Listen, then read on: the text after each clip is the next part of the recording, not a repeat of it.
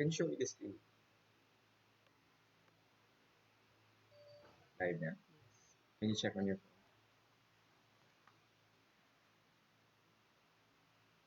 Okay, magandang hapong muli mga kapuso. So take 2 po tayo, no? So, well, nagkaroon po tayo ng problema, konting technical problems. But to continue, tulad ng sabi ko po kanina at yung invitation ko kaninang umaga po, no, sasamahan po ako ng aking 4 na mga kasamahan dito po sa approach na tinatawag nating functional medicine. At sa hapong ito, pag-uusapan po natin ang ating mga bisitang doktor at nutritionist ay hindi sila magkukwento patungkol sa kanilang mga pasyente, kundi patungkol sa kanila po bilang mga pasyente rin po, no? So salamat po doon sa mga naghintay, no? So ngayon po i-introduce ko na ulit isa-isa, no? So again, itong nasa bandang baba ng inyong screen po si Dr. Bok David, no? He's a graduate ng University of Santo Tomas ng Doctor of Medicine, and after that, he went into training na po sa Functional Medicine from the Institute of Functional Medicine mula noong 2018 to 2020, and at the same time, also from the Royal, so ihayaan ko na siyang introduce niya ang kanyang sarili. Bok, batiin mo muna ang ating mga kapuso, okay? Salamat po mga kapuso. Dok, salamat sa pag-ibig sa amin para may share ang aming istorya sa bayan ng Pilipinas. Pati ng Yes, tulad nga ng sabi natin, great big health stories, no? So yung mga kwento ng ninyo patungkol sa inyong kalusugan. So susunod naman, of course, siya naman po graduate din ng UST, no? So but she's a general internist, no? Yung kanyang original na training, no, from I know it's from St. Luke's School of St. Luke's Medical Center. She's actually a consultant there also, but we met, we crossed our paths mga ilang years ago na ba yon, no? So at doon po I think that's she got introduced dito nga po sa functional medicine. We call her si Dr. Kat, no? So si Kathy, Kat NOSCAL. So Kat, magandang hapon mga kapuso. Maraming salamat po sa pag-imbita sa amin ngayong hapon na ito. You're welcome, Kat. So, of course, Kat also had her training in the Institute for Functional Medicine. She transformed her practice and entirely. So, kukwento nila yan sa inyo mamaya, no? So, next naman po, well, we're schoolmate, but we're not batchmate. So we're schoolmates, no? But well, he's actually a neurosurgeon, no? So he's a certified neurosurgeon po, and he's currently the founder and medical director of HealthLink, together with his beautiful wife, no, si Dr. Sheila ACOSTA, who's a dermatologist, no. So siya po yung so let me introduce Dr. Renan ACOSTA. Renan? Thank you for having us at share namin yung aming kwento kung paano kami napagaling ang aming sarili. Okay, so tatlong doktor na po yan, no, mga kapuso. Ngayon naman, tatawag tayo isang nutritionist naman, no. So dati po kami magkasama sa trabaho, no, sa isang wellness clinic, no. So that's how we cross our paths, no. So she's a nutritionist by profession, so a functional and clinical nutritionist, and with focus on preventive health, weight management, and sports and fitness nutrition, no. So let's welcome Miss MABELLE ABAN. MABELLE? Thank you, Doc. Maraming salamat sa pag-invite sa amin at magandang hapon mga kapuso, at sana marami kayong matutunan at ma-inspire kayo sa aming mga health stories. Yes, so simulan na natin po, no, para magkasimula na yung kwentuhan, no, kwentuhan patungkol sa mga storya ng ating mga bisita ngayong hapon, no. So kung paano po sila bilang isang manggagamot at nutritionist ay once in their life ay naging pasyente din. O yan, nakikita nyo po yung aking litrato. Well, ako rin po kasi, meron din akong storya, no. So ito nga po yung dahilan kung bakit gustong-gusto po naming i-share sa inyo ito pong approach na ito na tinatawag na functional medicine. Kasi nga po, this is the approach on how we can manage yung inyo pong kalusugan, no? Hindi po lamang yung inyong karamdaman. Or kung makikita nyo ngayon sa storya ng ating mga kasamang panelist po ngayong hapon, kung paano po ninyo mapapanumbalik ang sigla at lakas ng inyong kalusugan. Kumbaga, take back your health, mga kapuso. So for the first question sa ating mga panelists, no? So first question, when did you realize, kailan po ninyo na-realize na mukhang kailangan ninyo ng ibang approach, no, patungkol doon sa inyong mga medical encounter o sa inyong mga medical conditions, no? So sige, unahin natin si si Dr. Kat. Kat, so when did you realize na, kasi lalo na yung condition mo, di ba? This is something na kumbaga chronic talaga siya, tama? No? So ikaw na magsabi kung anong condition, Kat. But when did you realize na talagang mukhang kailangan mo ng ibang approach?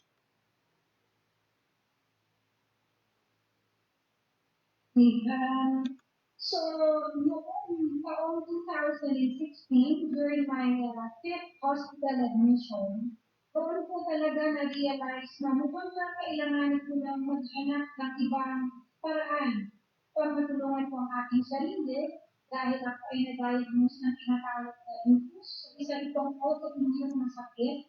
So, na-diagnose ako year 2011.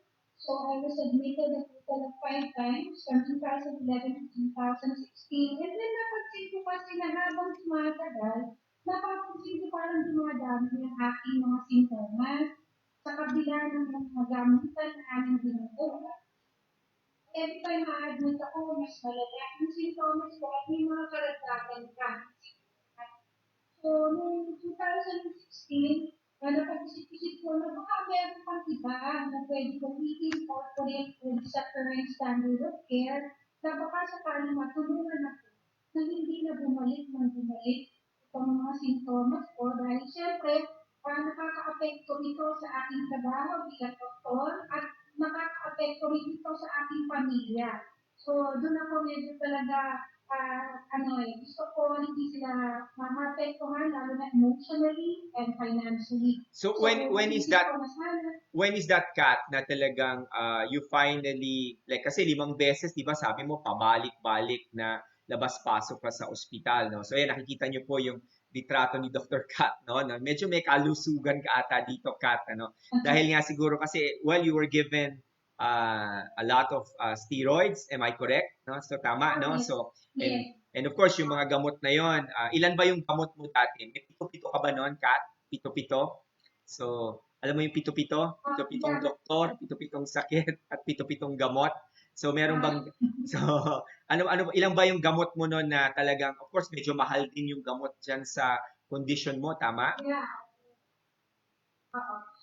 Yes, Doc, medyo medyo mahalan. Swerte ko lang dahil ako ay nagtatrabaho sa isang malaking hospital na kinakover ng ibang expenses.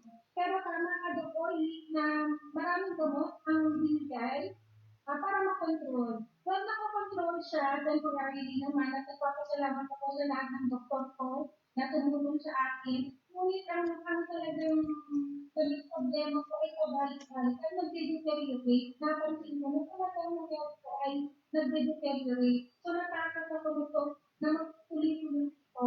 Okay.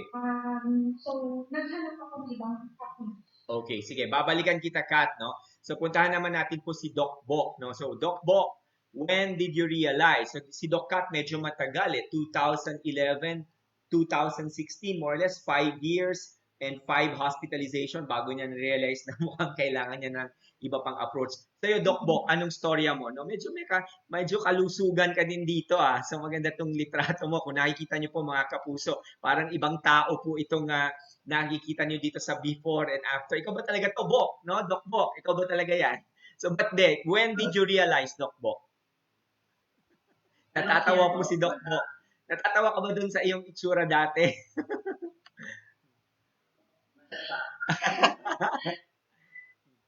Sige, Bok. When did you... Yes. Nag-apply sana ako ng DOH Doctors to the Bar. Tapos, nagpa-medical, ganyan. So, lumabas yung mga medical test. Sobrang taas nga ako ng mga blood lipids, especially yung blood cholesterol. Obvious na naman, malaki talaga akong tao. Kaya, tuloy, um, hindi ko na-realize na, teka, pupunta ako sa banyo, tapos ito yung condition ko. Baka mamaya ako yung mamamatay sa banyo. Okay. Hindi ko tinaloy yung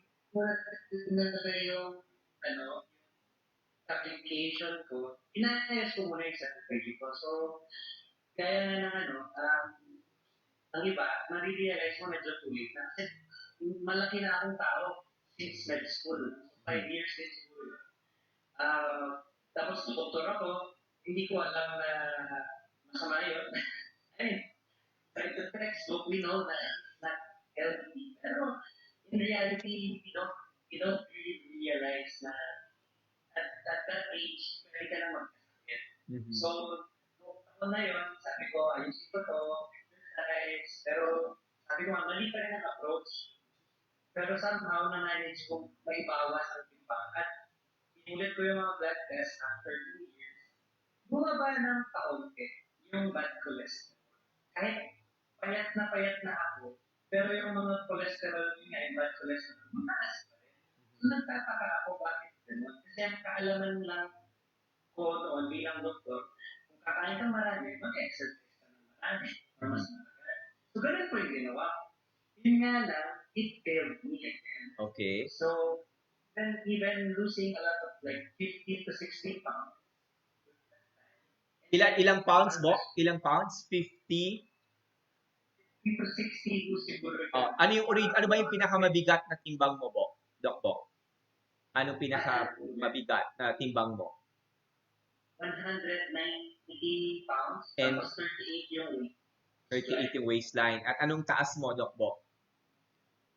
5'8". 5'8". Oo nga, talagang no. So, and then you lost about 50 pounds with that, dun sa ginawa mo. And yet, kasi yung condition mo, di ba, tawag natin metabolic syndrome. And then after that, after losing weight, akala mo you're doing the right thing. What comes next naman? Okay. After losing a lot of weight, and then I developed another disease, okay, which is called atopic dermatitis. Yan, so ito ba yan? Kamay mo to, Bok, di ba? Kamay mo to, no? So, yung before and after, parang talagang, no? So, pati kulay, ibang-iba, no? So, talagang, So, sige, Bok. Continue, please. Yeah. So, dahil nga, akala natin, pag nag-exercise tayo, yun na yun, hindi, mali na. Doon ko ngayon, nakilala doon ko inayos yung pagkain ko, stress level ko, exercise ko, binawasan ko na, sobrang talagang and eventually, nag-heal mag-isa yung tama. Lalo na nang inayos ko.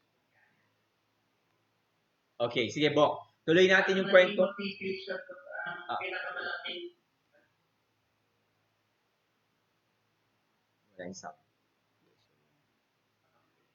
medyo nawala ka ng konti, Bok. Ulitin mo yung konting huling sinabi mo. Okay, yung nakalaging motivation.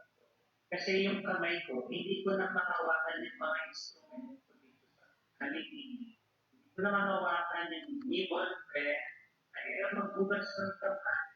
Mahirap, nandito ko. Yung parang nakalaging, turning point. Kasi napakasimpleng bagay, hindi mo magawa. Sakto, kaliwang kamay, yun yung aking dominant. So, hirap na hirap po ako sa araw-araw na pag-isip pala hanggang ulo, masakit. Okay. So, balikan natin ulit, Bok, yung storya mo. So, ngayon naman, so let's talk to Doc Renan. Doc Renan, so, isa pa din ito na talagang grabe din yung transformation. No? So, Doc Renan, kwento mo naman anong condition mo and when did you realize na, tika muna, kasi neurosurgeon ka, no? So, talagang, kumbaga sa ating healthcare system, highly skilled na na practice and branch ng medisina, so neurosurgeon. So, when did you realize, Doc Renan? So, nung bata ako, may asthma, tsaka may allergic rhinitis, hindi talaga ako lumaki. And feeling mo invincible ka, di ba? Habang bata, ano, kaya. Ang nung 32 years old na nasa residency, biglang grabing sakit sa tiyan. Alright? Tapos, tinignan ng doktor, appendicitis, mas malala. Ang tawag doon diverticulitis na kinailangan kalahati ng aking tupa. Tapos, tinanong ko sa aking surgeon, Dok, ano ba yung cause? Kasi, baka hindi ka mahilig kumain ng gulay. Tapos sabi ko, hindi ko kumakain ng gulay. Magtitigyan ko kamay. Kung ilang beses ang kumain ng gulay mula ng bata. At saka sabi ko ng surgeon ko, kasi masyadong mataas na kumain ng karne. So, ang sinabi ko, hindi talaga mahilig ng gulay, kaya nag-vegetarian ako. Paano maging vegetarian? Hindi mahilig sa gulay. So, sabi ko, hindi ako karne. So, yun, rice, pare, kasi so, naging vegetarian years. Kung naging vegetarian na umayat ako, kaya lang mas naging skin ako. Napansin ko, okay? And then, nagkaroon ako ng arthritis at saka osteoporosis. Okay? Mag-fracture yung bones. Kaya, sinabi sa akin, hindi ako yung vegetarian. So, bumalik na ako sa dati. Kumain ng karne. Kaya, nung naging consultant ako, feeling ko naman, until 40 years old ako, 2010, one day, nakulat ako. Wala yung vision sa part of my right eye. Tapos sabi ko, ano kaya yun? Ito yung Renan, ano, yung ultrasound mo. Ito yung ultrasound mo. So we're showing yung ultrasound ng sa mata mo to, no? So yung nagkaroon ka ng temporary blindness, tama? No? So parang technically parang stroke na rin ito, di ba? Parang stroke na. Yes. Yeah, that's what we call central serous retinopathy, sabi ng ophthalmologist. And yung rason kung bakit ganyan, idiopathic or hindi pa nila alam. And ang sabi nun, stress. Okay? Stress dahil as a neurosurgeon, konti-konti lang talaga ang tulog. Okay? Hindi talaga natutulog. Kaya lang, aside from that, nagpalapos ako. Doon ko nalaman na meron na ako diabetes. Okay? Meron na akong dyslipidemia. Okay? Meron na akong hypertension.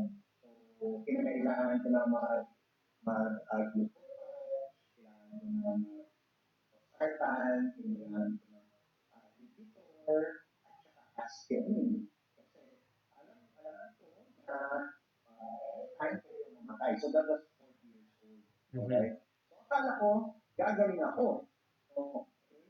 Kaya lang itong central serous retinopathy, palit-palit. And napansin ko, basta napuyat ako, the next day bulag ako. Okay. And it will take around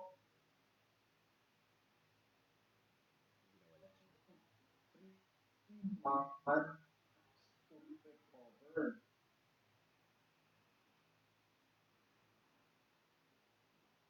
So, hirap na hirap ang big, kaya ako na napakabigat ko. Okay? Ang aking weight, the maximum weight ko was 200, almost 240 pounds. Okay. My waistline was 38. Okay? And yun, mas lumala yung aking arthritis. Nasira yung aking knees, okay? Tapos, I was always in pain. So, kasama doon sa mga gamot ko, dumadagdag yung gamot, nagiging pharmacy, okay? May ng virus, dagdag na ako doktor sa sakit ko. Araw-araw ako may ibuprofen. So, yun. Until finally, unfortunately, my parents died early. I got born and then mom. So I knew I was destined to go that way. Die at early death by 60 unless I do something. So the medicine is yan. So I researched, okay, how doon ko nahanap ang functional medicine. Sige. So, thanks for that, Doc Renan. So, in other words, nagkaroon ka ng pito-pito, no? So, talagang, sige, bago natin tuloy yung kwento ni Doc Renan, when he realized nga na kailangan niya ng ibang approach. So, pakinggan naman natin last yung storya naman ni Mabel. Ako medyo witness ako dito sa storya ni Mabel, no? Because ito yung time na kami magkasama sa trabaho sa isang clinic, isang wellness clinic, no? Nung na-encounter ni Mabel yung kanyang medical condition. So Mabel, kwentuhan mo din kami, no? So when did you realize, or actually it was made, you were made to realize, no? So you were stopped by a condition, right? So I think kailan nga itong taon na to? So medyo matagal-tagal na rin eh. So kailan yun, Mabel? 2017. 2017. 2017, Doc. Yun ang ang sagot ko. Yun yung parang naging wake-up call ko. Mabilis yung progression ng naging sakit ko simula na mag-manifest. So, ano siya, deeper staph brainstem encephalitis, isa siyang klase ng encephalitis na autoimmune ang nature. So, ibig sabihin, nagtagulo ang aking immune system. Okay. Although, syempre, yung mga factors na naka-apekto sa susceptibility ko na magkasakit, hindi naman na nangyari overnight. At yung i-discuss natin later. Pero sinabi ko na mabilis kasi nagsimula yan, nilagnat ako, yung progression nung deeper staph brainstem encephalitis, nilagnat lang ako a day before, late afternoon. Tapos, low-grade fever the whole night. Tapos, the following day or early morning, nawawala na yung balance ko. Tapos, the following day, dinala ko sa hospital, pero dun sa pagdala sa akin sa hospital, buti, very prompt akong dinala lang sa hospital ng aking mother. During that time pa nga, sobra kong workaholic na kasi pag-negotiate pa ako, gusto ko pang pumasok. may pasyente pa ako. Ito yung nasa isip ko. Nung dinala ko doon, medyo mabilis na yung progression eh. Mula sa isang community hospital, tapos tinransfer sa tertiary hospital. Pero unti-unting nawala yung mga senses. So, naging blurred yung vision, hindi ko mahawakan yung cellphone ko, hindi ko na ma-unlock muna yung cellphone ko, hindi ko na mahawakan. Tapos, essentially, nawala lahat ng senses. Ang natira lang talaga ay hearing and actually, yung pag-iisip ko was very clear, very sharp. Yun nga lang, nawala yung pakiramdam, nawala yung vision and all. Now, parang siyang one-time big time na parang isang mabilis at malakas na bagyo yung dumaan. At ito yung naging wake-up call ko to change my approach about my health. And syempre, as a nutritionist dietitian, for the longest time, alam ko kung gaano ka-importante yung role ng nutrition. Tapos nag-nursing pa ako, medyo lumawak yung perspective ko about healthcare. Yung nga lang medyo conventional way, illness-based, treatment-based approach. Tapos nag-fitness, naging certified fitness professional ako. So nadagdagan yung scope of areas of my specialization. Kaya lang, medyo nakafocus lang sa nutrition, nakafocus lang sa fitness. At yung na-introduce ako, functional medicine, you introduced it to us, Doc Ollie, parang natahi or nagbigay ng several pieces of the puzzle in functional medicine. And that allowed me to look at the bigger picture na marami palang kailangan balansehin. And looking back, I had no clear goal about my health. Kasi for the longest time, or probably at the back of my mind, ang nasa isip ko, health optimization. Kailangan ko lang mapaganda yung kasi nga akala ko healthy ako. And I thought I was very healthy, very well, feeling superwoman, hindi napapagod, push lang ng push. Growing up kasi from childhood to adulthood, bihira ako magkasakit. Meaning, hindi ako ma-absent as a child. Yung flu, tipong once a year or once every 2 years lang. So in a way, the way I perceived health back then was, kung hindi ka nagkakasakit, okay ka. Pero hindi lang naman yun yung dapat na concept natin about health. Hindi ka na-diagnose with any condition. So it was really such an eye-opener talaga sa'yo, Mabel, kasi I know, nakita ko yung struggle mo, di ba? So, hindi makalakad. If I remember it right, there was even a point na hindi ka makapagsalita, right? When, I think, nung aking binisita kita sa ospital, hindi ka, slurred yung speech, di ba? So talagang, I guess, yung time na yun, talagang everything sa kalusugan natin, yung mental, emotional, physical no aspect, ano, definitely the spiritual part ng ano natin nun is talagang na-experience mo no yung to be challenged in all of those, di ba? So sige, babalikan kita Max ha. Now tapos na nating sagutin yung when, no? So Bok, so sino naman, so isang pangalawang tanong, balikan ko si Bok, no? Who introduced you naman to the approach? I mean, sino yung tao na naging instrumental, o ito ba ay sarili mong ano na lang na talagang na-encounter mo at nalaman mo itong approach na to at sa sarili mong kakayanan, o merong isang tao o grupo na nag-introduce sa'yo kung bakit when you realize nung ano na ang functional medicine is the way to go as far as your health condition is concerned. Bok. Nung mga panahon na 2015, naalala ko, hindi ko makakalimutan yun, na isang kabatchmate ko na doktor, nangangalang Dr. Stanley Chua, nag-post sa kanyang Facebook account ng food as medicine. Nung nakita ko yun, parang siyempre, tapos binasa ko, nabasa ko yung salitang functional medicine. Parang first time ko itong narinig. Actually, hinahanap ko ito ever since. Kahit nung intern pa lang ako, clerk pa lang ako, hinahanap ko yung, ano ba yung practice ng ganito? Na wala akong alam ano yun. Okay, so kinausap ko si Stan, si Dr. Stan. Tapos, pinuntahan ko siya sa kanyang klinika sa Green Hills. Pinakita niya sa akin lahat, kinwento niya, dinala niya ako sa BioBalance. So, napakalaking bahagi ng na nakita ko itong simpleng post niya about food as medicine. So, magsimula noon, hindi na ako natigilan mag-research tungkol sa functional medicine. Gabi, basa dito, basa doon. Kasi nung mga panahon na yon, wala pang Institute for Functional Medicine. Wala pa silang live stream. At may kamahalan ng tuition fee doon. Medyo naghintay ako ng mga hanggang 2018 bago talaga ako nagkaroon ng formal training. So yun ang taong naging susi para maging functional medicine practitioner. Actually, si Doc Stan po, nako, Allan, sumikat na si Doc Stan. Siya naman po ay aking yung clinic na sinasabi ni Doc Bok is kami po ni Doc Stan ang magkasama doon. No? So, ako naman po yung naging instrumento para ma-introduce kay Doc Stan itong functional medicine. Parang kwentuhan lang din po yan nauwi lang sa isang kwentuhan. So sige, balikan naman natin. Kat, ikaw naman, sino yung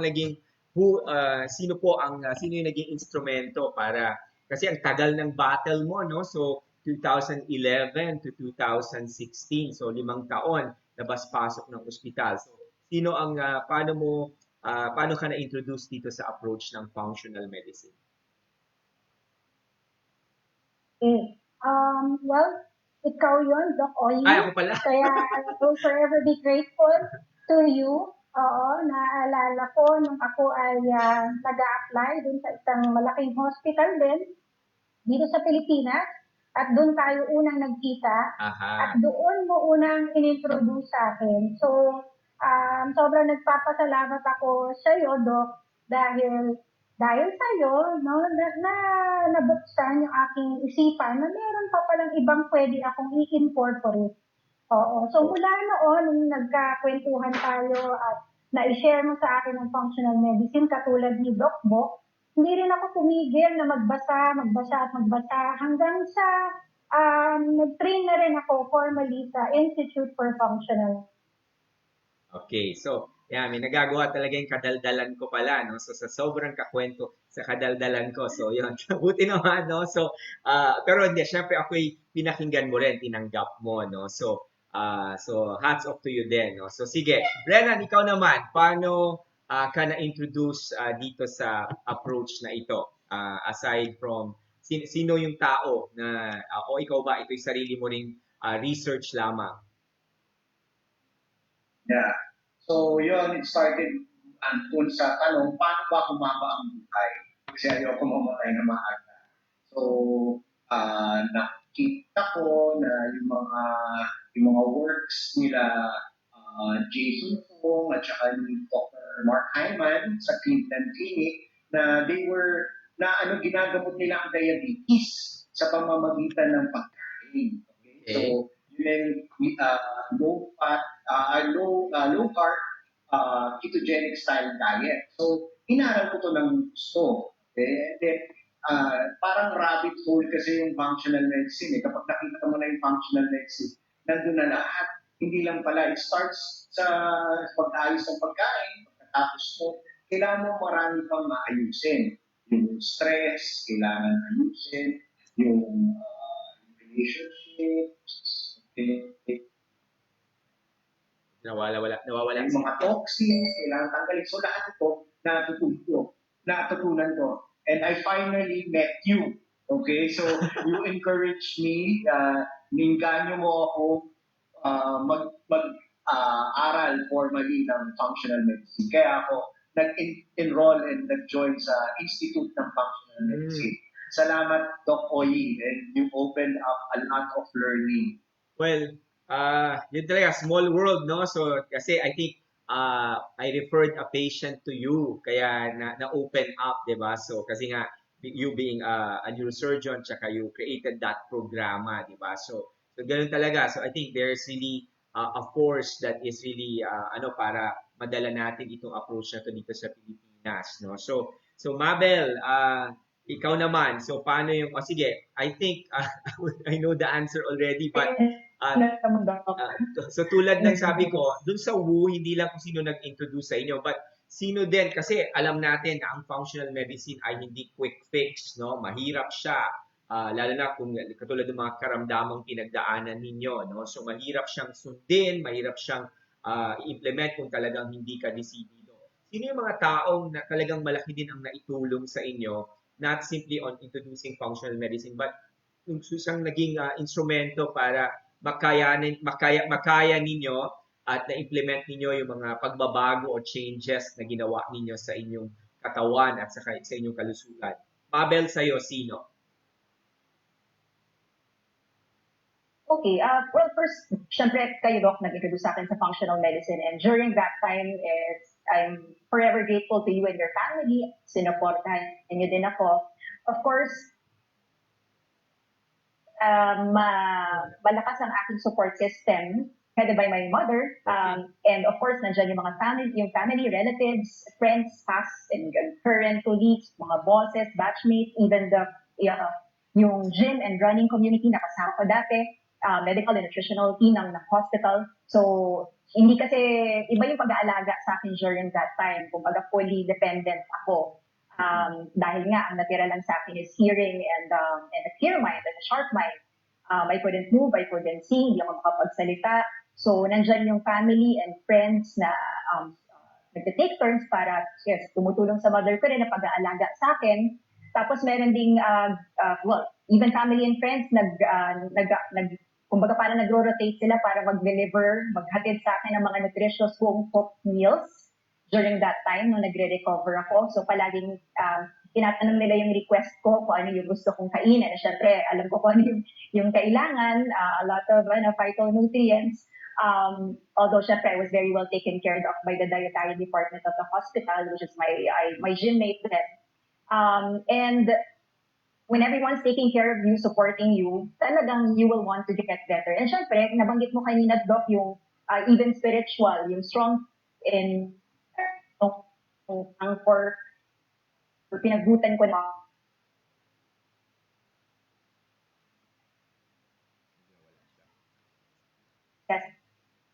detail.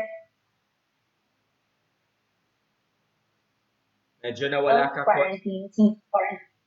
Ay, nawawala ba, Doc? Can you hear me now? Ulitin mo konti yung huling sinabi mo, Mabel, about the spiritual part, no? Sa spiritual part. Okay, Doc. So, yung strong faith, then, malaking role at yun yung pinaghugutan ko ng positive mindset. Mm-hmm. At first nga, I was hesitant to discuss this in detail. Pati yung pagsusulat ng libro, palaging na napopostpone.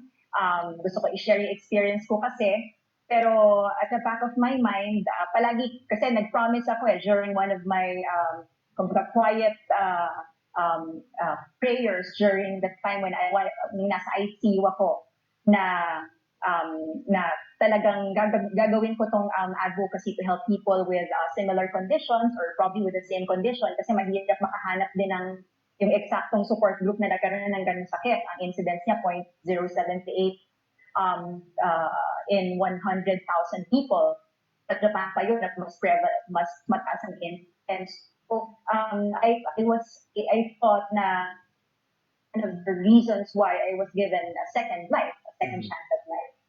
So talagang napaka-importante nung nung networks and relationship, no? So sa part as bilang mahalagang parte ng healing and recovery natin, 'di ba? So lalo na nga dun sa mga chronic and debilitating mga kondisyon. Sa'yo, Bok, sino yung naging parang community mo? Like or ito bang journey mo ito mag-isa ka lang talaga, no? So kasi kung kay Mabel ay very rare na sakit 'yan. Sa'yo actually very common 'yan, no? So in fact, ang daming merong ganyang condition, even yung sakit sa balat, no? So, but sometimes, of course, yung sa balat, especially, marami ako nakitang pasyente na who even go into depression dahil nga sa kanilang, siyempre, nahihiya sila, no? So, tapos uncomfortable, no? So, sa'yo, Bok, meron ka bang circle of support, no? Or network of, kasi napakahalaga nito sa approach, di ba? So, meron ba?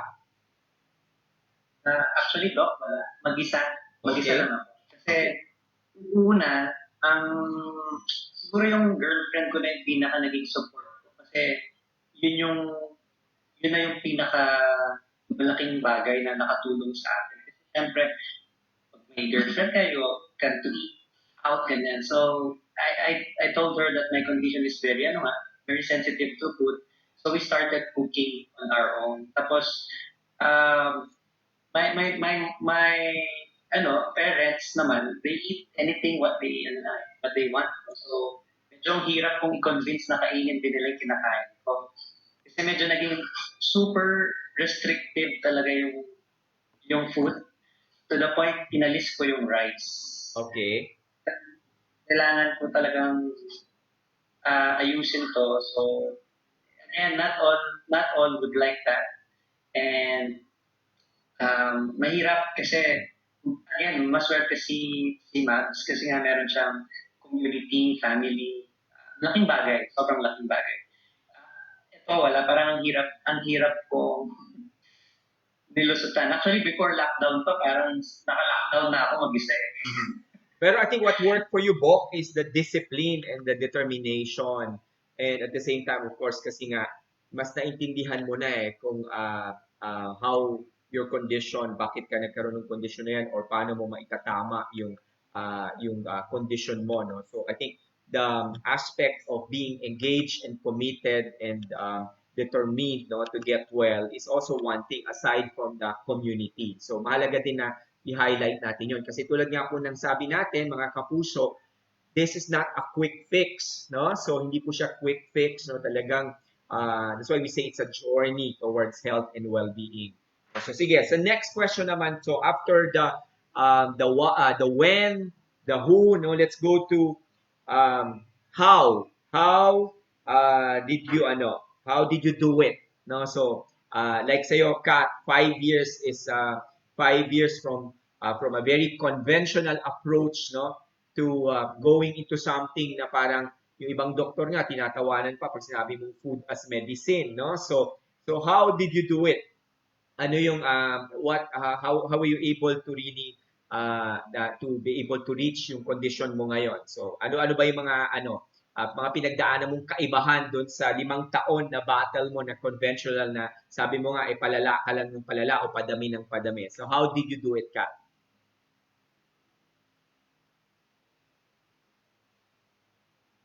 Unang-una, Doc Oy, mga kapuso, ang una kong ginawa ay inintindi ko muna yung katawan ko kung ano ba talaga ang nangyari. Bakit ako nagkaroon ng lupus? Bakit nagmanifesto sa akin? At bakit ito ay patuloy na nandun at pabalik-balik? So yun yung crucial na question na sinasagot namin sa functional medicine, yung why. Bakit? So nung naintindihan ko na, ang ginamit ko yung mga tools na itinuro namin sa functional medicine. So in-identify ko ngayon, ano ba yung mga triggers ng aking sakit? Ano ba yung mga antecedents or ito yung mga factors na nag-predispose sa akin na magkaroon ng autoimmune condition? And then, ano ba yung mga mediators? So, ito yung mga terms na ginagamit namin sa functional medicine, what we call the ATM. Oo. So, mediators, yun yung mga ongoing factors na nandun sa sistema ko na nakaka-contribute sa aking sakit, na kung bakit pabalik-balik siya. Ano ba yung mga yon, Kat? Ano yung mga mediators mo na na-realize mo? Yung mga mediators so would be, of course, I realized I had increased intestinal permeability. So, or what we call it the leaky gut. So, nandun talaga siya all this time, hindi ko naman alam. Okay? And then, chronic sleep deprivation. Mm-hmm. So, chronically talagang ang tulog ko ay kulang at hindi maganda ang quality. Okay? Mga triggers ko naman yung stress. So, of course, kung nagmo-multitask ako, talagang yun yung isa sa mga triggers ko. Or kunyari, yun din, sleep. Pag sleep deprived talaga ako, sigurado yan. Yung symptoms lalabas yan. Iba So, pang wag na lifestyle akong factors, Kat, that contribute to that. So kung yung sa mga kapuso natin, yung intestinal permeability na sinasabi ni Kat, yan po yung kumbaga ang sasabi kung gaano kalusog yung ating digestive na sistema, no? So marami po kasing trabaho ito lalo na para sa ating kalusugan. So ano pa yung ibang lifestyle factors, Kat, na sa buhay mo na yung pala nag-cause talaga ng damage, magsilbing mediating factor or perpetuating factor. Aside from puyat o kakulangan sa tulog, ano pa? Yung iyong nutrisyon. Okay. Yes. Oo, sobrang very poor ang aking nutrition noon. Highly processed food, favorite ko lahat yan. Okay? Lahat ng fast food, favorite ko. Milk, dairy. So every day, yun ang aking sa gabi. At saka sa umaga, at lahat ng pasta, gluten-containing food. Lahat ng, actually, puro process talaga ako noon, Doc Oy. Bihirang-bihira akong makakain ng totoong pagkain na tinatawag natin. O yung mga gulay, mga prutas. So, bihirang-bihira. At isa pa doon, bukod sa very poor ang diet, napakabilis kong kumain, hindi ko nang inunguyan ng tama. So, wala akong mindful eating na practice. Okay? In terms of stress naman, so of course, very stressful talaga. Siyempre, mula nag-aral tayo ng medisina. Well, even prior to that, kasi 12 years old ako, tumira na ako sa dormitoryo sa Manila. So, doon nagsimula, tumira ako sa dorm dahil doon ako nag-high school sa Manila. And then, yun na, yung diet, doon na nagsimula yung diet na highly processed. Actually, nung time na hindi talaga ako uminom ng tubig. Puro soft drinks. So, in a day, kaya ko uminom ng 3 to 5 soft drinks in a day. And then yun, so chronic sleep deprivation. So, lahat ng yun, na yun. Lahat yun nabago sa'yo. Nabago yun lahat sa'yo. Kumbaga, yes. Talagang transformation. Kumbaga, lifestyle transformation, no? So, sige, Kat, balikan natin ikaw, So, Renan, ikaw, how did you do it? I mean, like, lalo na yun, no? Medyo nakakatakot yung nangyari sa'yo kasi nabubulag ka, surgeon ka, no? So, you're a neurosurgeon.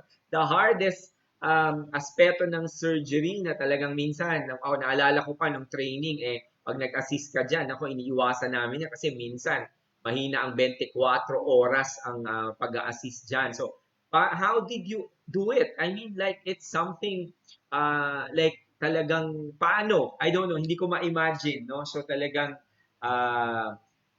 doon sa storya mo kanina, narinig ko na hindi ako nagtataka kung bakit nga yun, may mga nangyari ganung condition sa'yo. Pero, nung nandun na yung condition, how did you transform, no? Yung, doon pa nga lang sa litrato mo, para talagang hindi ako maniwalang ikaw ito, no? So, pati kulay and everything, no? So, how did you do it, Renan?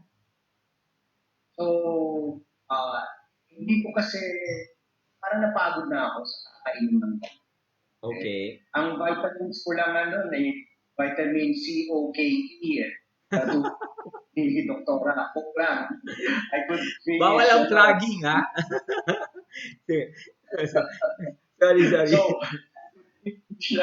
one liter every time I had surgery. Kasi we were not eating for like 4 to 6 hours. So, we're dehydrated and uhaw na uhaw, gutom na gutom. After surgery, yun ang hinihingi ko, 1 litro lang po, inom. Okay. So, it's a chronic stress, katulad ng kay doktora, walang tulog kasi toxic nga ang buhay doktor. So, hindi mo nababantayan talaga yung pagkain mo. So, buti na lang na realize na may functional medicine. So, yun yung mga triggers and indicators ko and perpetrators. So, ang ginawa ko, I fixed my sleep. Nakita ko yung importance ng pagtulog. Aside from that, very, very important rin yung meditation. Okay. Nung nag-meditate ako, nawala yung stress, and nagkaroon ako ng malalang paghihilik, o yung tinatawag na sleep apnea. Okay? Nagkaka-sleep apnea. So, inaral ko, paano gawin yun, okay? Initially, I was thinking na mag-CPAP, okay? Kaya lang, meron palang isang magandang way na tinatawag na mouth taping, okay? So, tinate ko lang ng medical tape, nag-micropore lang ako ng bibig, and I lost 20 pounds. Okay? So, yun, I fixed the sleep, and then, of course, I fixed what I eat. Okay? When I fixed what I eat, I took out all lahat ng processed, packed, refined, so tunay na pagkain na talaga. Yun yung secret. So, alam mo yun, basta galing sa factory, iwas na.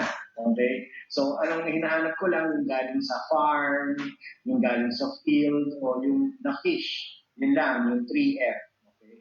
So, with that, in 6 months, parang magic. Okay? I lost 75 pounds from a size 48, naging 20, from a size 40 na waistline, naging 28 yung aking timbang. So, 28 yung aking waistline. So, parang magic, wala lahat ng pains, lahat ng back pain, yung plantar fasciitis, back pain, lahat nawala. Tinanggal ko na lahat, tinanggal ko na yung metformin, nawala yung aking high blood, and ngayon, wala na akong maintenance medication. So, wow, talaga pala. Eventually, I feel Oo naman, no? So, not just feel younger, you look younger, Renan, no? So, maybe baka kung nakita kita, hindi kita makikilala talaga. Kitang-kita naman dun sa litrato. Bok, ikaw naman, kasi like sa'yo, parang ang nangyari sa'yo is parang tinama mo yung isang bagay, tapos biglang nagkaroon ka na naman ng isa namang bagay din. Ano? So, paano mo na-handle, Bok? How did you handle yung confusion, no? So, how did you like sort of like listen to your body, no? Aside from, lalo na nga, sort of like you did it on your own. Kasi ako, yung aking journey, Stan was there for me. He was actually the one who helped me na talagang nag-guide niya ako kasi pareho kami nagsisimula pa nun sa functional medicine. So, it was not harder. So, kasi dalawa kami, no? So, we started our practice halos sabay together ng functional medicine. So, ikaw, Bo, how did you handle it? Yung aside from the discipline and determination sa'yo na mapabuti yung condition ng katawan mo, how did you handle all those challenges and difficulties? Ano kasi, Doc, tingin ko yung personality ko din kasi talaga extreme.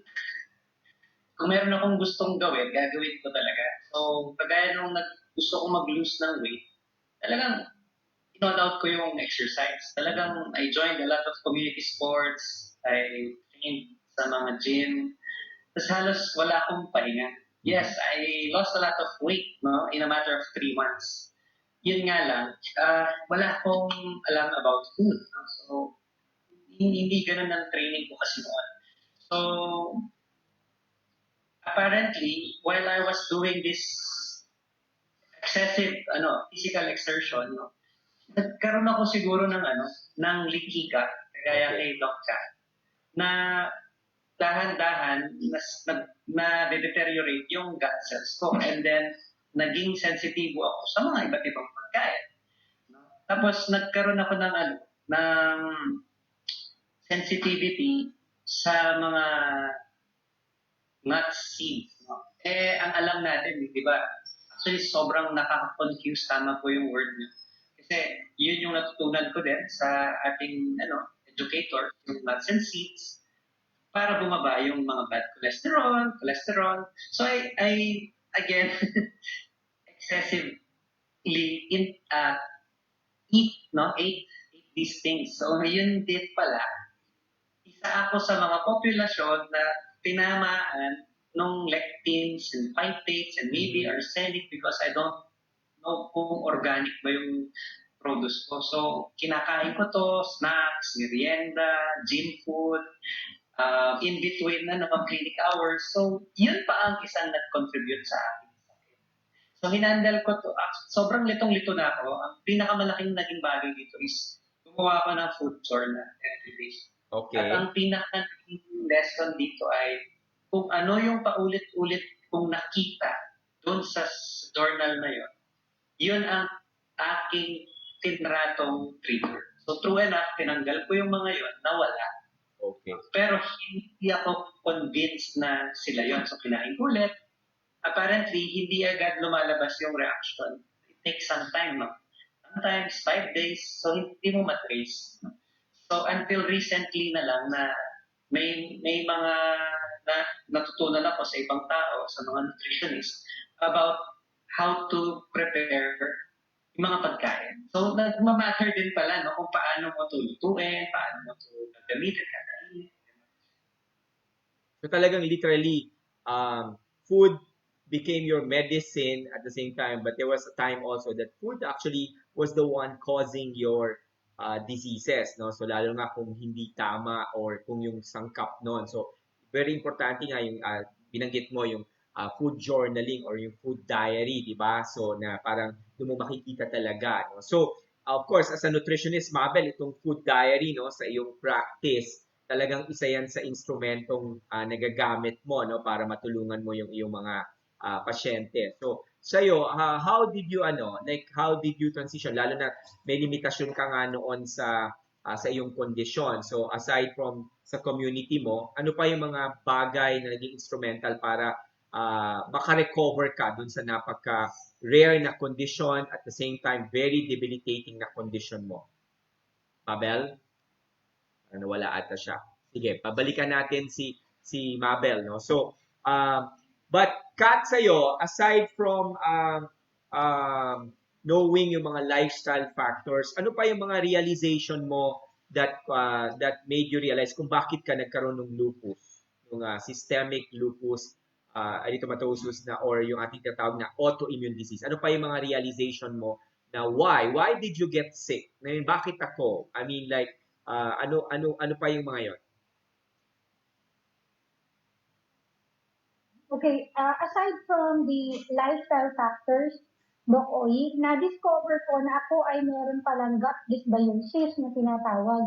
Okay. So, nakita ko sa aking comprehensive stool test na merong overgrowth ng mga bacteria na kailangan gamutin.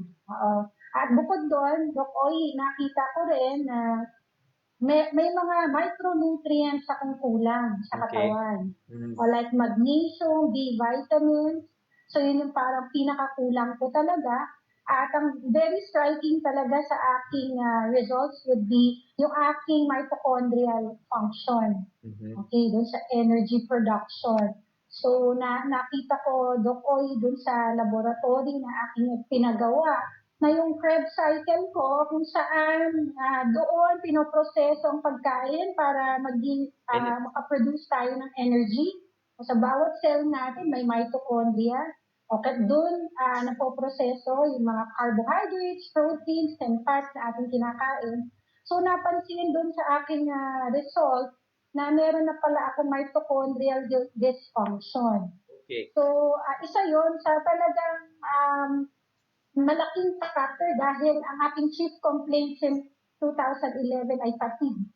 Talagang pagod palagi. So yung At test na palagi yun, sinasabi dahil nga may lupus ako, so Kat, yung test na yun, para sa kalaman lang ng ating mga kapuso, yung sinasabi po ni Doc Kat na test, yung sa stool test po, no? Hindi po yun yung ordinaryong stool test na ginagawa po sa ating mga ospital. Yung stool test na yun, na sinasabi ni Doc Kat po, ay nagbigay sa kanyang impormasyon kung gaano kabalanse yung tinatawag po nating microbiome, mga kapuso. Kasi yan nga pong ating tiyan, no? Marami po tayong border dyan ng mga mikrobyo. Karamihan dito sa mga mikrobyo na to ay beneficial po sa ating kalusugan. In fact, sila ang tumutulong para po ma-extract natin yung mga sinasabi ni Doc Kat na nutrients na kailangan naman po ng sistema ng katawan natin para makagawa kayo nga ng enerhiya na tinatawag po natin. Yung sinabi niya kaninang Krebs cycle, yun po yung kaparaanan o isang sistema ng ating katawan para po makagawa ng enerhiya mula dun sa lahat ng mga totoong pagkain na kinakain natin. So talaga palang naapektuhan di lamang ang iyong immune system, Kat, pati pala yung energy system, no? So, and at the same time, wala namang kasing kukuhaing nutrients sa mga pagkain kinakain mo dahil wala namang laman, no? So yun. So sige, thanks for that, Kat. No? Balikan natin si Mabel. Mabs, dun sa tanong ko kanina na kung paano mo ginagamit nga ito, yung sinabi ni Doc Bok, naging instrumental sa kanya yung food diary or food journaling na ginawa niya na figure out niya na mukhang itong mga kinakain ko itong nagko-cause ng sakit ko. So sa iyo, paano mo to ano pa yung mga bagay o kaparaanan na nakatulong para dun sa recovery mo? Lalo na very debilitating nga yung naging manifestasyon nitong kondisyon mo. Well, una, Doc, kailangan i-accept na there is a problem at merong mga naging mali. The way I describe it nga, parang nagkaroon ng forced rebalancing or recalibration ng aking pagmamanage ng health. So of course, knowing functional medicine approach, bumalik ako dun sa mga personal lifestyle modifiable factors. At syempre, unang-una dyan yung nutrition. Of course, nandiyan din yung exercise, movement. Well, sa nutrition, yung highlights lang, hindi ko na i-discuss yung buong timeline. Pero growing up, wala akong kilalang processed food items. Meaning, hindi ko kilala ang hotdog, pizza, burger, and I'm very thankful for that, for my mom. At kumain lang ako noon dahil feeling ko abnormal ako kasi everyone's eating it. Siguro mga late grade school na, mga grade 6 na, tsaka lang ako kumain, but I didn't enjoy it at all. Kaya lang, nung high school ako, nagkaroon din ako ng parang something common to all of us. Nung high school ako, nahilig din ako sa soft drinks. Tipong yun yung tubig ko. Nakakakonsum ako ng litro ng soft drinks. So that's a lot of simple sugar for several years. Hanggang sa mag-take ako ng nutrition, yan, kinut down ko ang soft drinks, simple sugars. Nagkaroon din ng increase ng weight noon nung madami akong kumain ng uminom ng soft drinks at bumaba naman yung weight ko. I also love breads. Mahilig ako sa gluten na apparently nalaman ko later on nung nagkasama tayo sa wellness center, nalaman ko na intolerant ako. Yun pala yung cause nung on and off gastric pain ko, for saka apekto sa gut health na nagsimula nung college. At syempre, you know this, Doc, nahirap akong mag-adjust ng kinakain, mag-increase ng food intake. Madali sa akin mag-control kaysa magdagdag. Mm-hmm. Nagkaroon ng time, since mga mid-20s, ako, regular yung pag-exercise ko. So, nandiyan yung dancing, yoga, tapos mga nag-start akong mag-run, exercise training. Yan, kagaya din nila, na medyo na nag-push ng beyond our limits. Yung peak ng load ng exercise is 2015, 2016, na nag-train ako for a marathon, kagaya din nila ng ating mga doctors, si Doc Renan. At of course, natapos ko naman siya safely. before that, I had some tests, so normal naman lahat, may a bit of hydration problems. Pero after that, bumagsak yung magnesium ko rin. After the marathon. So kaya pala, pagod na pagod ako, I was catching my breath, nagkukwento lang ako, nagle-lecture ako, parang kinakapos ako ng hininga. And then, na-correct naman yung magnesium. And another factor is sleep and relaxation. So for mga 7 to 10 years, ang average sleep ko was mga 6 hours lang, minsan less, occasionally mga 4 to 5 hours. Yun nga, parang tinatry mong gawin lahat, nag-work, nakakapag-exercise, minsan after that, lumalabas pa. So minsan, nagagawa ko pa magtrabaho the following day on time, pero ang tulog mo, konti lang. So, dun yung, and nag-take ako nun, merong test na ginawa noon na yung lifestyle assessment, heart rate variability, na puro pula yung sa akin. Okay. At very little time for recovery. At nakita yon. So parang that's one way of checking or somehow measuring the amount of stress and recovery that you're getting. And of course, well, in terms of yung iba pang mga contributing factors, parang mabago din ang mindset na you really have to accept that yun nga, you're not very healthy. Tapos ako din medyo, sa personality din, pag nakapag-focus ako on something, I really love structure, yung routine. At pag nakafocus ako on a certain goal, usually work-related or fitness-related, at madalas huli na yung health. So yun yung kailangan din baguhin at balansin. Thank you, Mabel, for that.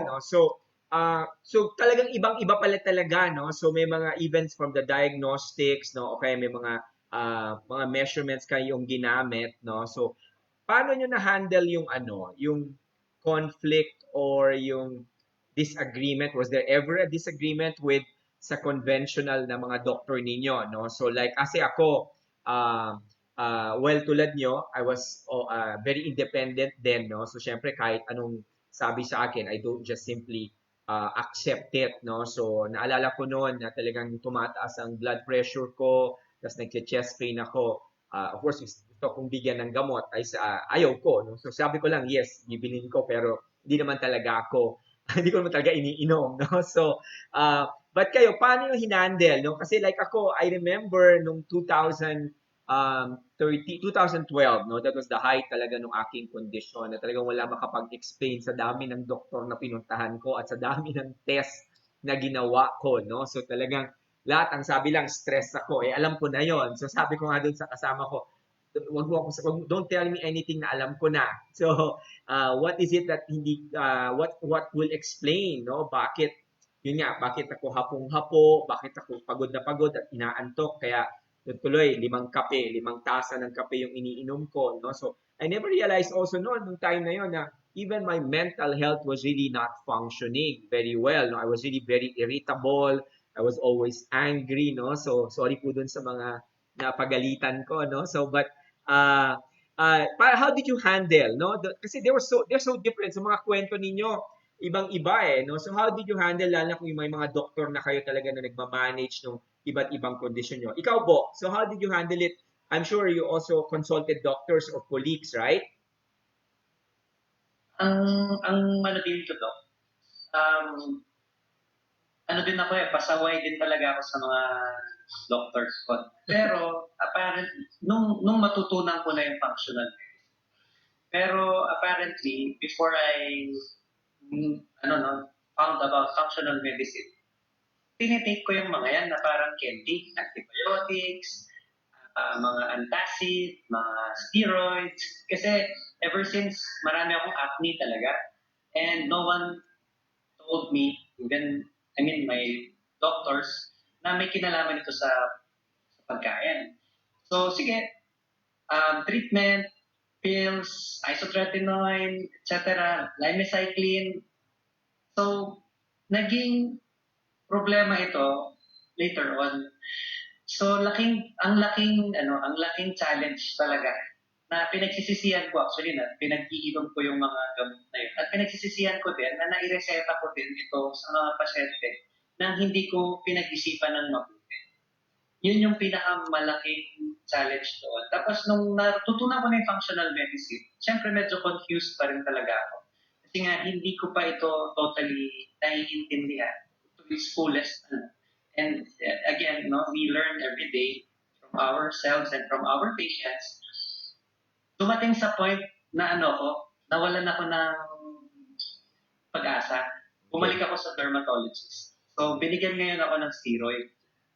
Sobrang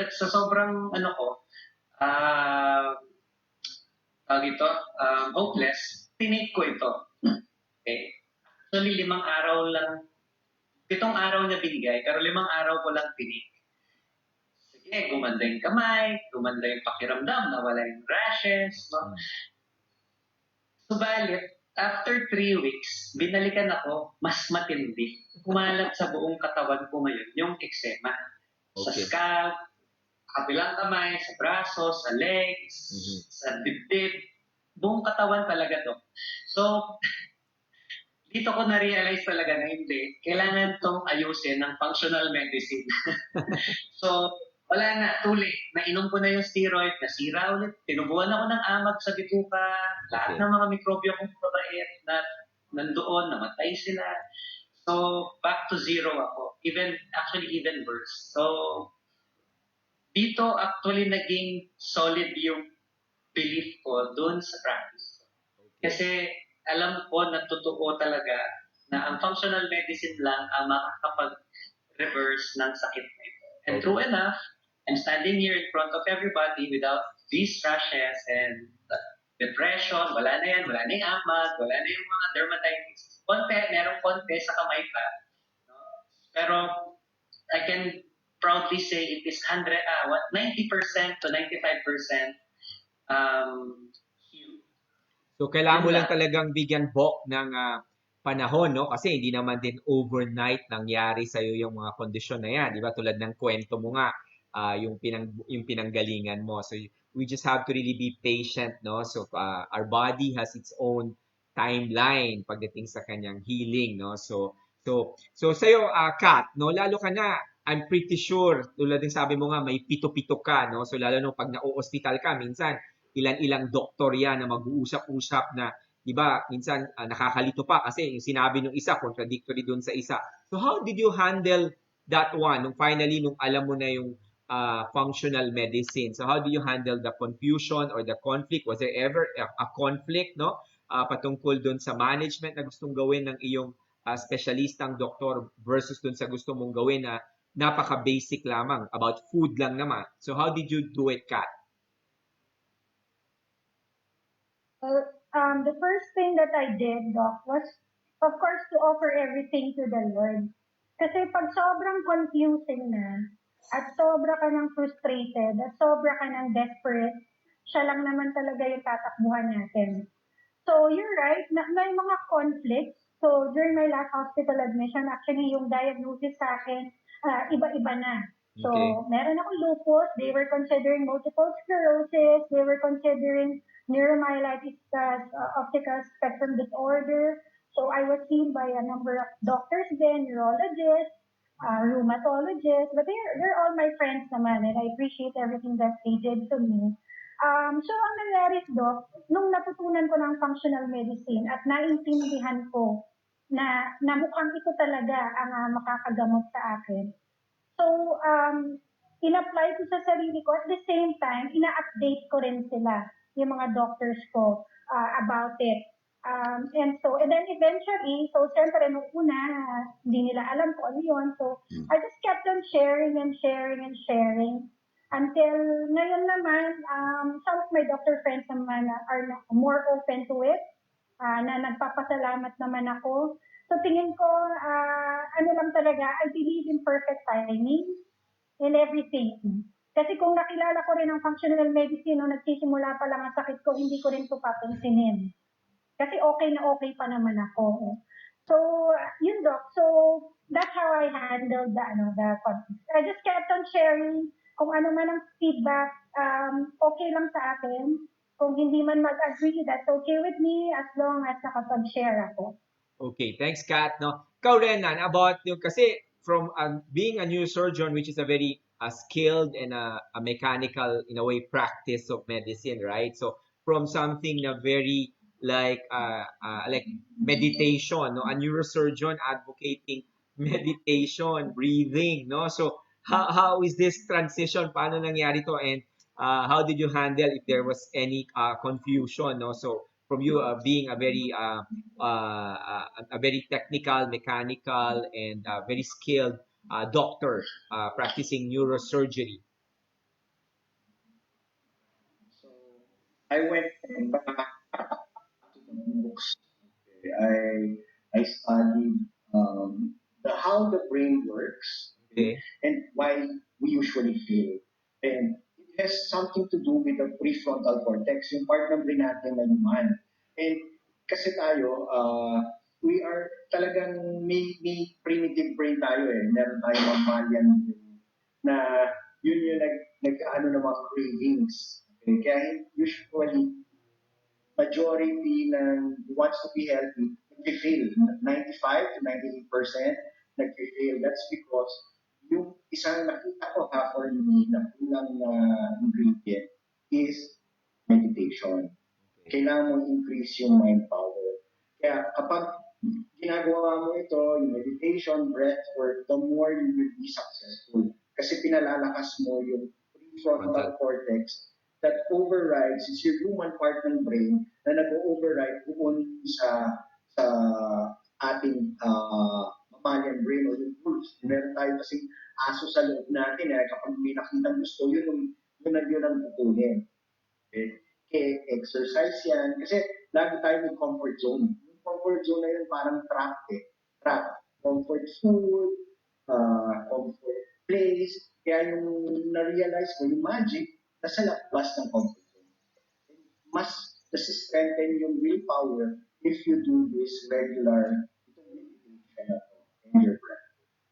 Okay. So thanks, Renan. No? So yan, so mga kapuso, tingnan nyo, talagang nga naman, so tulad ng sabi natin po, these are all great big health stories, no? Kung makikita nyo mula sa litrato, now napakinggan nyo na po sila talaga, no? So kung paano po yung naging journey nila, no? Kung paano nila na-achieve or how they're able to take back yung kanila pong kalusugan, no? So bilang mga manggagamot at nutritionist, no? So importante nga po yan. So how they healed themselves, no? So sa ngayon, of course, I think naka-isang oras na tayo, mahigit isang oras na, no? So I'd like to ask each one of you, no, to provide your mga health tips or ano bang gusto nyong iwanan na mensahe sa ating mga kababayan, lalo na nga ngayon na meron tayong pandemic, di ba? So na maraming tao ang apprehensive, they're anxious and worried, no? So lalo na yung iba na hanggang ngayon yung mga doktor nila hindi pa nagki-clinic, no? Or kahit na takot silang pumunta doon sa clinic ng kanilang doktor, lalo na kung merong positive doon na COVID-19 infection. So I'll give each one of you a chance, no, to talk sa ating mga kababayan, sa ating mga kapuso, no, na mensahe ninyo para sa kanila patungkol sa kanilang kalusugan. So simulan natin sa iyo, Bok. Yung pinaka siguro magandang mensahe lang na may bibigay ko, takot kasi yung mga tao na magsimula. Kasi tingin nila, lalo na pag nakakakita na sila ng very healthy person, tingin nila napaka-imposible. Ang masasabi ko lang, kailangan mo magsimula kahit sa napakaliit na bagay. Kung hindi ka dating naglalakad, simulan mo na. Hindi mo naman kailangan tumakbo.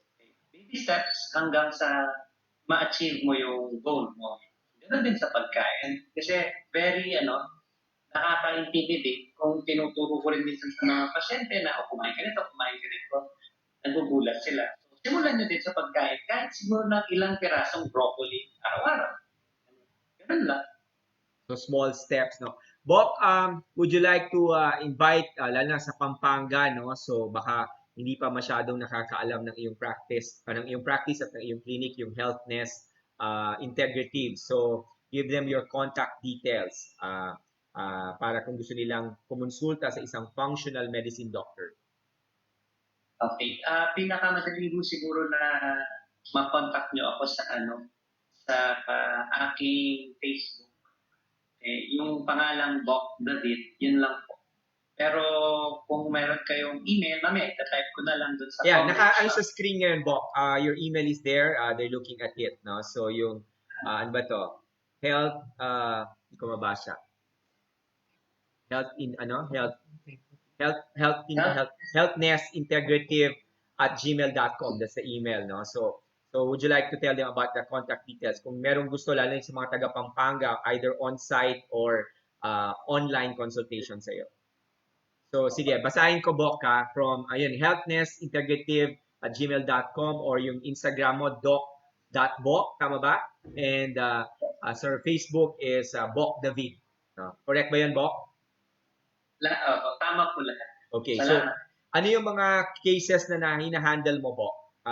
Currently, ano yung, especially with regard to the functional medicine approach? I know you're still treating yung mga conventional conditions and symptoms, but for functional medicine, like especially yung mga condition na katulad ng meron ka, you're able to handle those cases already? Kagaya po ng mga skin diseases na psoriasis or psoriasis, no? Handle din kami ng mga allergy. Tapos mga kadalasang sakit din ng mga kapampangan dahil kami ay masarap kumain ng mga sisig at lechon kawali at ano. So, marami ka rin hypertensive, diabetics, liver, mga gano'n.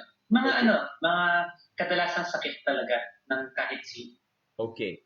Sige, thanks, Bok. So, Mabel, how about you?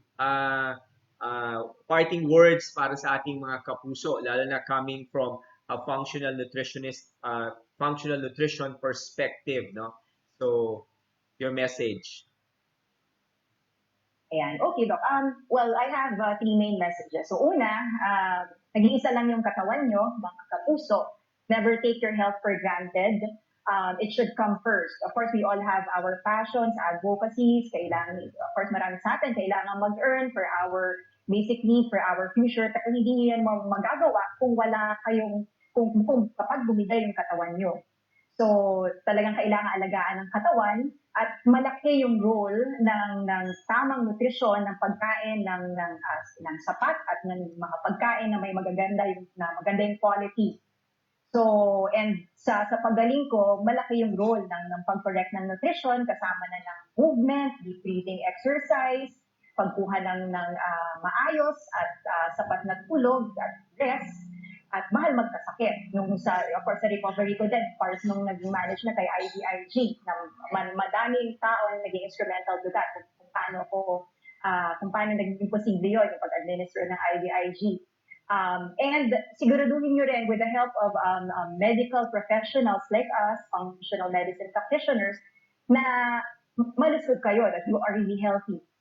It's not for you to assume or declare. Kailangan talaga masigurado natin na it's not enough that you're not diagnosed with any disease or wala kayong sakit, wala kayong alam na diagnosed na sakit nyo. At hindi rin okay lang na normal yung lahat ng annual routine laboratory test nyo para masabi that you are healthy. And yung emphasize ko rin, Doc, yung balance ng lahat ng lifestyle factors. While I am focused madalas on nutrition and fitness, yung lahat ng lifestyle factors, lahat yan importante. Focusing on just 1 or 2 factors won't ensure good health kung hindi balance, kung hindi na-maintain yung tamang balance ng lahat. How about your clinic, Mabel? Your shape, medical fitness and nutrition. Medical fitness and nutrition clinic. So, how can they contact you? Yes, Doc. So kung kailangan nyo ng professional guidance kung paano gamitin ang nutrition and lifestyle factors to benefit your health, you can go to my page, MABELLE ABAN, or sa Shape Medical Fitness and Nutrition Clinics page. At pwede rin kayong mag-email sa inquire@shapeclinicph.com. Okay. So thank you, Mabel. So Renan, how about you? Any parting words, no? Especially sa mga sabi nila, may study na ginawa that among the specialties, ang mga surgeons daw ang may highest no? So like I think I'm not sure if I'm right, no, but highest halimbawa sa depression, no? So sa depression and ayas daw ang mga surgeon. So, how would you encourage yung mga kapwa surgeon mo, no? So, to really take care not only of their physical health, but also their mental, emotional health as well, or the totality or wholeness ng kanilang kalusugan. So yung highest mortality talaga, anesthesiologist. Anesthesiologist. Susunod yung surgeon, and then OB. Kasi sila yung walang tulog. Tulog. Kapag walang tulog, iiksi yung buhay mo. So yun, always sleep. Okay? Sleep is important. Okay? 1 week na walang tulog, you die. Yun, okay. Kaya importante yung tulog. Anyway, alam naman natin lahat intuitively kung paano gumaling. Okay? Wag lang, ang mensahe ko is, you take action. Wag lang kwento. Okay? You have to act on your health. You know, kahit na paano, you go to the right direction and take the first step. Okay? Huwag mo nang hintay maputol yung isang paa bago ka maglakad. Okay? So, yung tip ko again, to strengthen the brain, okay, with meditation para maging successful. Then, magagawa mo matama yung kinakain, yung pag-exercise, alam mo yun, yan yung aking tips. Tell them something about HealthLink, Renan. I know that, ayun nga, your majority of your patients are yung mga senior natin, yung mga elderly, no? So especially those who are suffering from either neurodegenerative conditions or suffering from chronic debilitating disease. Tell us about your HealthLink. HealthLink is a company na nagta-transition from hospital to clinic. Kasi pagkatapos ma-hospital, okay, tapos na yung treating disease. Okay? Kaya lang, pagdating sa bahay, yun yung bigger part of health. Yun yung creating health. Kaya HealthLink, we send our home care specialists, our nurses, and we have our lab technicians, and you as our partner, we institute yung mga principles of functional mental health. So, not only para sa mga elderly na nangangailangan nila ng tulong, ng mga caregiver, we give more than caregivers. We give specialized caregivers with training. We call them healthcare workers. They are like health coaches. They make sure that you eat properly, you sleep properly, you boost your activity, and you meditate. Okay. So, how can they contact you? I think you have your website, no? www.healthlinkph.com. Is that correct? And yes. Or email at info@healthlink.ph.com. No, so you have your home Facebook page then, Home Health Link Innovations Inc. Okay, so thanks Renan. So Kat, sa'yo naman, anong mensahe mo lalo dun sa mga tao na to now are they're still battling itong isa sa pinaka common nga na autoimmune disease, yung SLE or systemic lupus, no? So ano bang mensahe mo or tips mo para ma-achieve din nila yung transformational health na nangyari sa'yo? So first, importante na huwag tayong mawawala ng pag-asa. So kahit gaano kahirap, okay, meron at merong pag-asa. So importante lang na yung tinatawag nating self-care, alagaan natin ang ating mga sarili. Kilalanin natin ang ating katawan. Okay? Alamin natin ano ba yung mga kailangan niya para siya ay mag-function ng tama. Kasi may mga kailangan ng ating katawan. Yun ang mga kailangan alamin natin. Kung anong gusto niya, yun ang ibigay natin. Kung ano yung ayaw niya, yun ang iwasan natin. So, at saka importante na kapag meron kayong mga simptomas, kahit wala pa kayong diagnosis, kasi may mga clients kami nakikitang ganun, walang diagnosis pero napakaraming simptomas, hindi ibig sabihin nun na kayo ay okay lang. Ibig lang sabihin nun, mukhang nagsisimula na yung inyong imbalances sa katawan na kailangan sanang maagapan. Okay? So, every time meron tayong signs, meron tayong simptomas, isipin natin ito yung paraan ng ating katawan na kausapin tayo na, oops, may mali. So, kung pwede ba, tulungan mo ko. Kung pwede lang tayong kausapin ang ating mga katawan, yun ang sasabihin nila. So, huwag tayong magpabaya. At yun, palagi lang tayong, of course, magdasal sa ating Creator. Okay, thanks, Kat. Please, because a lot of people are messaging us kung paano ka kontakin, and we're also receiving, I think, ibang nagbe-message sa atin, yung mga pasyente nyo, no? So, may mga fan club kayo. So, please take this opportunity to, yung Live Well Functional Health Clinic, how can they get in touch with you? Lalo dun sa mga, yun nga, mayroong condition din tulad ng lupus, no? So, how can they contact you, Kat? They can email us at livewellfunctionalhealth@gmail.com, or they can message us at our FB page, Live Well Functional Health, and they can also call or text 0917-541-2088. Okay, so thank you. Salamat din po mga kapuso sa inyong pagsama sa amin ngayon sa kasama ng aking mga kapwa functional medicine doctors na si Doc Bo, si Doc Kat NOSCAL, at si Dr. Renan ACOSTA, and of course, our partner nutritionist, si Ms. MABELLE ABAN. Sana po marami po kayong natutunan na aral patungkol po sa karunungan patungkol sa ating katawan at kalusugan, no? Upang mapanatili po ninyong malusog, matatag, malakas at masigla ang inyong pong katawan. Kasi kung kayo po ay masigla, malakas at malakas ang inyong pangangatawan, then wala po kayong karamdaman at wala pong dahilan upang kayo ay kumonsulta at uminom ng napakaraming mga gamot, no? So, tulad po ng sabi natin, ang kalusugan po ay hindi isang cycle. Ito po ay isang spectrum na kung saan meron po kayong desisyon, kung saan meron po kayong control, no? So, ang inyong pong kalusugan ay nasa inyo pong mga kamay. Wala po sa mga doktor na lalo sa mga illness medicine doctors. But if you want to find a partner, no, na doktor, na functional medicine doctor to partner with you, no, to help you, tulungan po kayong ma-achieve po ninyo yung health journey ninyo or to take back yung inyo pong kalusugan. So, ayan po sila, no? So, marami po kami. I think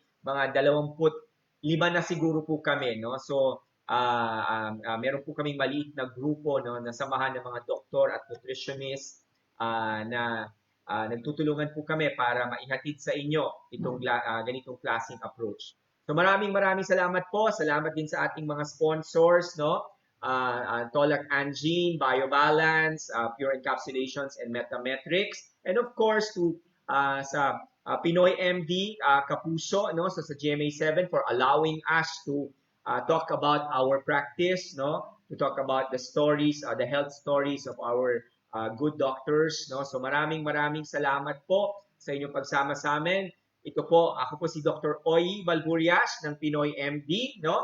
Ako po ang inyong go-to doctor for your health, no? So if you want to know more and manage your health, no? So you can like our Facebook page, Go to Health, or contact us at 0945-897-0465, or message us po, no? So through customer care at gotohealth.ph, or listen to us po, makinig po kayo every Monday, Wednesday, Friday. Ako po ay nagpe-Facebook Live sa Facebook page ng Pinoy MD at tuturuan ko pa po kayo kung paano po ninyo gagawing ang inyong kusina ang maging kalinga ng inyong kalusugan at ang iba't iba pang mga kaalaman at karunungan patungkol po sa ating katawan at sa ating pong kalusugan. Maraming salamat mga kapuso. Lahat po tayo mag-ingat at tayo ay manatiling safe, ligtas at malusog. So thank you very much sa ating mga guests and panelists. Really inspiring ang inyong pong mga storya, and I hope marami pong na-inspire din tayo ulit, no, para mabalik nila ang kanilang kalusugan at sigla at lakas ng kanilang kalusugan. Mga kapuso, ito po si Dr. Oy sa ngalan ng aking mga kasamahang doktor na si Dr. Dave, Doc Q, Doc Jean, and of course our main host, Miss Connie Sison. Nagpapaalam na po. Maraming salamat po.